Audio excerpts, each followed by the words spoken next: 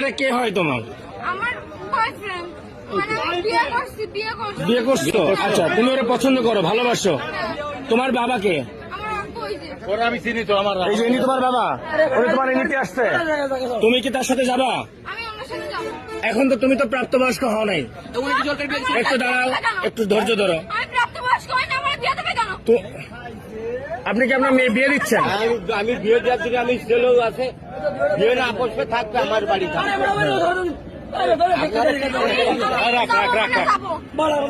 তুমি কি ওর সাথে যাবা?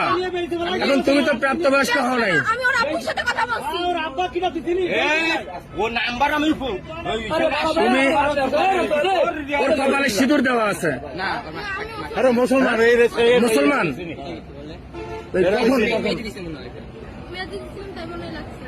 তোমার বাসা কোথায়? তোমরা নিতে আসছো, এরা যদি এখন তোমার মায়েরা পুলিশে দেয় কি করবা? তুমি এত সাহস নিয়ে কিভাবে আসলে রাজশাহী থেকে এখানে? ফোন করেছে এই জন্য এসে। আমি বলছি বলেই তো আসছি।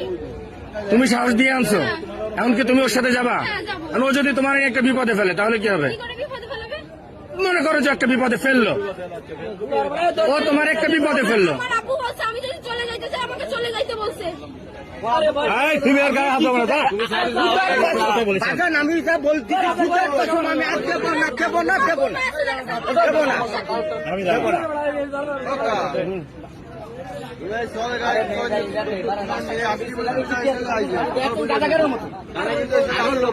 আরো লোক আছে, গুরু আছে সামনে, একটা হিন্দু মেয়ে, এর গুরু আছে। আমি আপনাদের